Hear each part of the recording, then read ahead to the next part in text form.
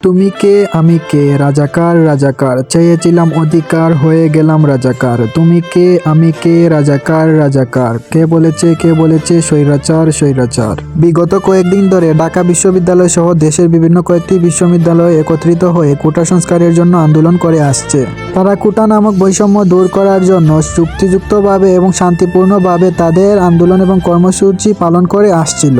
কিন্তু প্রধানমন্ত্রী তার একটা বক্তব্যে বলেন, মুক্তিযোদ্ধা কোটায় মুক্তিযোদ্ধার সন্তানেরা, ছেলেমেয়েরা, নাতিনাতনিরা চাকরি করবে না তো কি এই রাজাকারের ছেলেমেয়েরা, নাতিপুতিরা মুক্তিযোদ্ধা কোটায় চাকরি করবে? মানে তিনি এই কথাটি দ্বারা আন্দোলনরত শিক্ষার্থীদেরকে রাজাকারের সন্তানের এবং রাজাকারের নাতিনাতনির সাথে তুলনা করতেছেন। প্রধানমন্ত্রীর এই বক্তব্যটি সাধারণ শিক্ষার্থী এবং আন্দোলনরত শিক্ষার্থীরা কোনোভাবেই মেনে নিতে পারেনি, যার প্রতিবাদে গতকালকে ঢাকা বিশ্ববিদ্যালয় সহ দেশের বিভিন্ন বিশ্ববিদ্যালয়ে তারা এই প্রধানমন্ত্রীর কটূক্তিমূলক বক্তব্যের প্রতিবাদ মিছিল করে।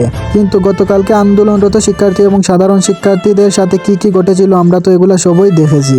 গতকালকের শান্তিপূর্ণ সমাবেশে সরকারের লালিত পালিত সংগঠন কিভাবে অমানবিক তাণ্ডব চালায় এগুলা তো আমরা সবই দেখেছি। তাদের এই অমানবিক নির্যাতন আর তাণ্ডব 52 সালের ভাষা আন্দোলনে আক্রমণ করা পাক বাহিনীর তাণ্ডব আর নির্যাতন আর অমানবিক আচরণকেও হার মানায়। সামাজিক যোগাযোগ মাধ্যমের কল্যাণে তো দেখেছেন তারা আমাদের ভাই বোনদের গায়ে কিভাবে হাত তুলছে, আমাদের ভাই বোনদেরকে কিভাবে মেরে রক্তাক্ত করছে।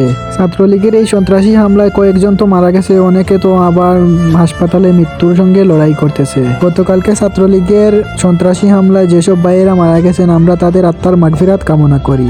প্রধানমন্ত্রীর এই উস্কানিমূলক বক্তব্যের কারণে ছাত্রলীগ যে সন্ত্রাসী হামলা চালালো সাধারণ শিক্ষার্থীর উপর, এই শিক্ষার্থীরা যারা আহত নিহত হয়েছে তাদের এইগুলার দায়ভার কে নিবে? এখন আপনি হলেন দেশের সর্বোচ্চ ব্যক্তি, আপনি হলেন সরকার প্রধান, আপনার কাছ থেকে আমরা এরকম বক্তব্য কখনো প্রত্যাশা করিনি।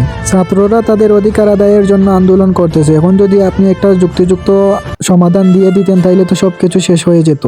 এতদিন যেসব নারীবাদীরা নারীদের অধিকার আদায়ের জন্য মোটিভেশনাল ভাষণ দিত, গতকালকে ছাত্রলীগের বাড়া করা সন্ত্রাসীরা যে আমার তুলনকারী ভাই বোনের উপর আক্রমণ করলো, আমার বোনদের উপর আক্রমণ করলো, নির্যাতন করলো, তাদের শরীরের রক্তে রাজপথ রঞ্জিত হলো, এখন এই মোটিভেশনাল স্পিকারগুলা কই গেল? এখন এই নারীবাদীগুলা কই গেল? এখন তারা চুপ কেন? এ থেকেই বোঝা যায় এই নারীবাদী মোটিভেশনাল স্পিকারগুলা তাদের সুবিধার জন্য তারা মোটিভেশনাল ভাষণ দিয়ে থাকে।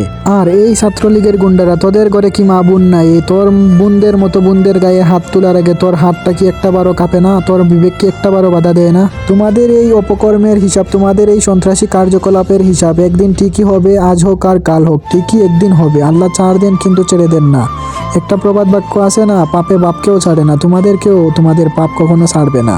আমার ভাই বাদার এবং বন্ধু বান্ধবদের প্রতি একটাই আহ্বান, আমরা যদি আমাদের এই আন্দোলনরত ভাই বোনদের পাশে না যাই, আমরা আমাদের এই যদি আন্দোলনরত ভাই বোনদের পাশে না দাঁড়াই, তাদের আন্দোলনে সহমর্মিতা না জানাই, আমরা কখনো আমাদের অধিকার আদায় করতে পারবো না এবং পরবর্তী সময়ে পরিস্থিতি এর চেয়েও বেশি ভয়াবহ হবে। তাই এখনই সময় এই গুন্ডালিগের বিরুদ্ধে আমাদের প্রতিরোধ গড়ে তুলতে হবে নিজ নিজ অবস্থান থেকে। তো গাইজ এখনই সময় আমাদের নিজ নিজ অবস্থান থেকে প্রতিবাদ করার। তো গাইজ আজকের ভিডিওটা এই পর্যন্তই। আমার আন্দোলনরত সকল ভাই বোনদের প্রতি আমার ভালোবাসা এবং দোয়া রইল।